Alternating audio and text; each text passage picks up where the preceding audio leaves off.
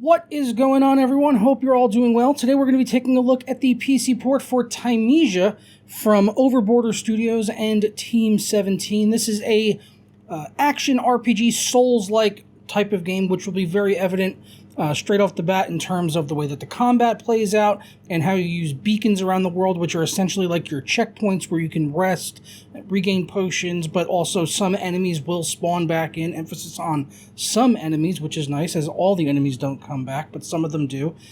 So we're going to be talking about the graphics options, the performance on PC, which has a couple of minor issues when the game first starts out, but it does get better over time. Spoiler alert. And this game is available over on Steam right now for $25, or it's actually $22.50 initially, like with some introductory pricing, but that's going to expire in a couple of days, so if you see this video late, it's going to be $25 full price.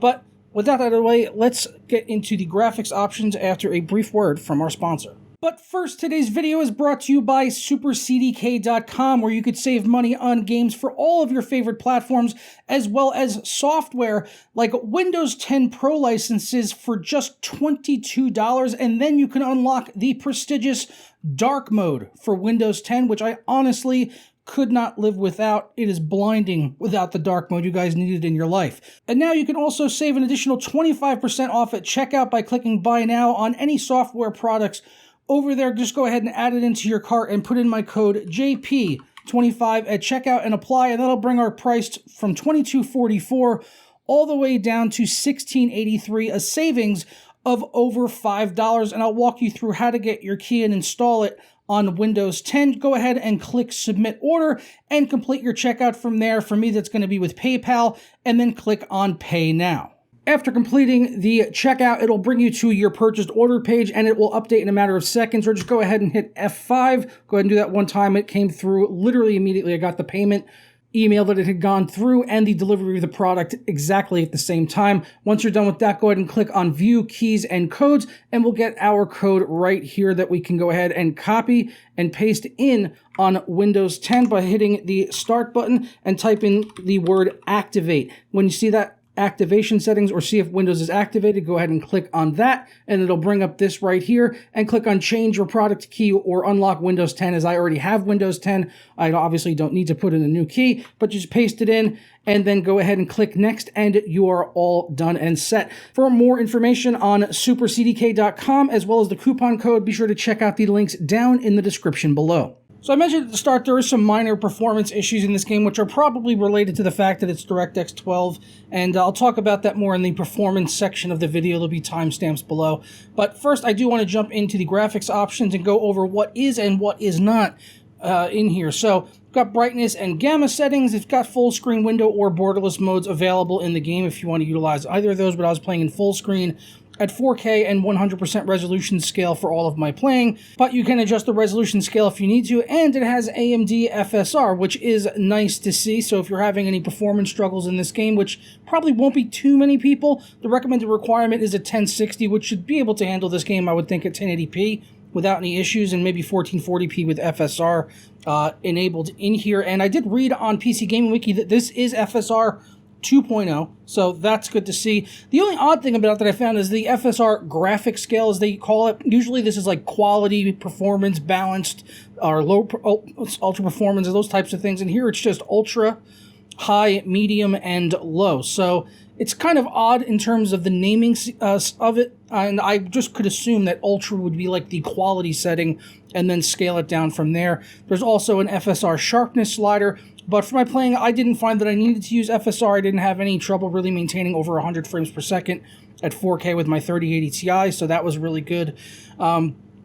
You can also enable an FPS limit or unlimit if you want, which is how I was benching. I've also got a texture quality option, shadow quality, filter quality, anti-aliasing, which we don't know what form of anti-aliasing is, unfortunately, but it's got low, medium, high, ultra, just like all the other options. We've also got motion blur, which you can turn off, which I did for all my testing, and I was running VSync off as well. Now, I was also playing with mouse and keyboard, but you can, sorry, I'm trying to switch over here. You can also play with a controller if you want to.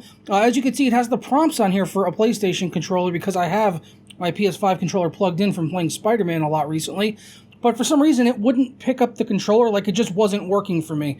I don't know if it's because it's a PS5 controller, maybe it would work better with PS4 or an Xbox 360 controller, but I tried my PS5 controller and it wouldn't work because I feel like controllers are pretty good usually for Souls-like games, but I didn't really have any major issues with the mouse and keyboard, and you can absolutely play this game mouse and keyboard without any issues, although maybe some of the movement and combat would be more efficient using a controller, and it should support controllers, but as I said, for PS5 controller, it was not working for me out of the box.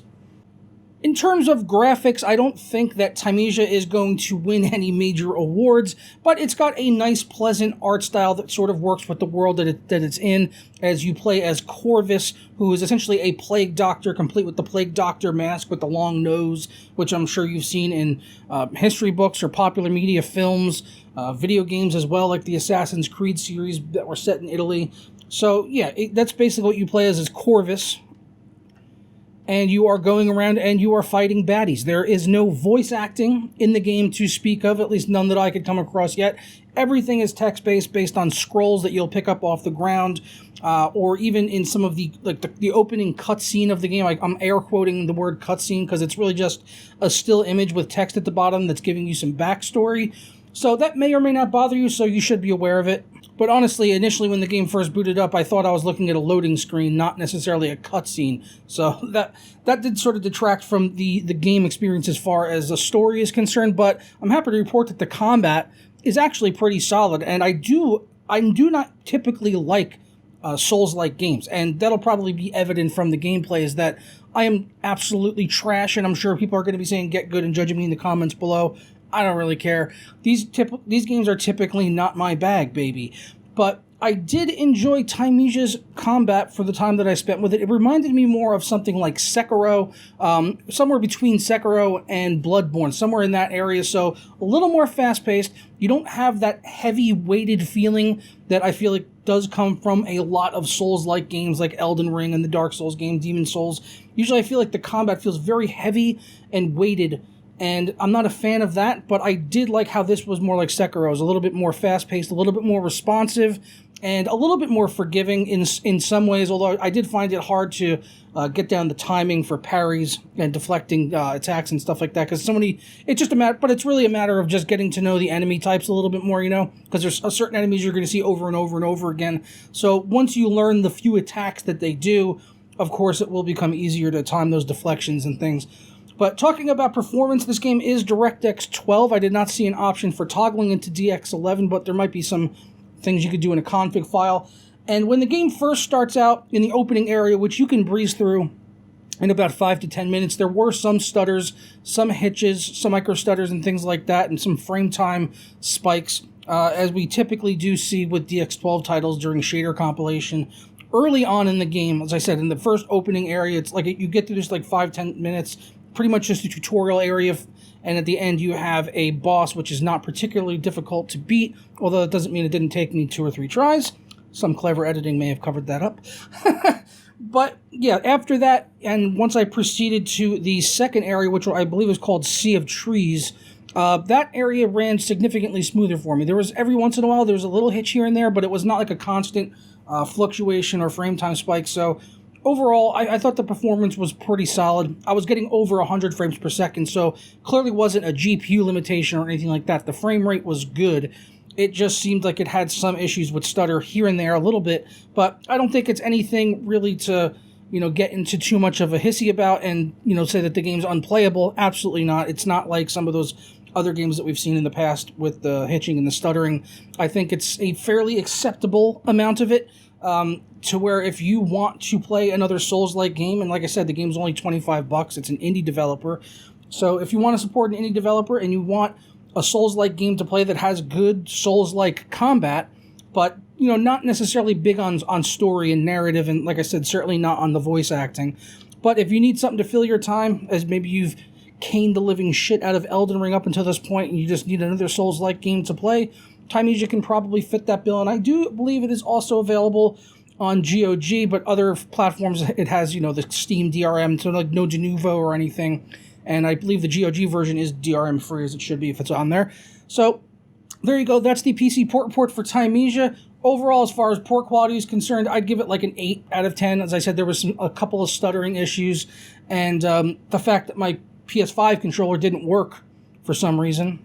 I tried connecting it, disconnecting it, using a different USB port. I tried rebooting my PC and reconnecting it, and I even loaded into Spider-Man just to ensure that the controller was working and the PC was picking it up, and it did. But in Thymesia, it just wouldn't work, even though they had PlayStation prompts in the controls that you can customize in there. So if you've been playing Thymesia, let me know if you've had any similar issues with the PlayStation controllers, or if a PS4 one maybe works and a PS5 one didn't.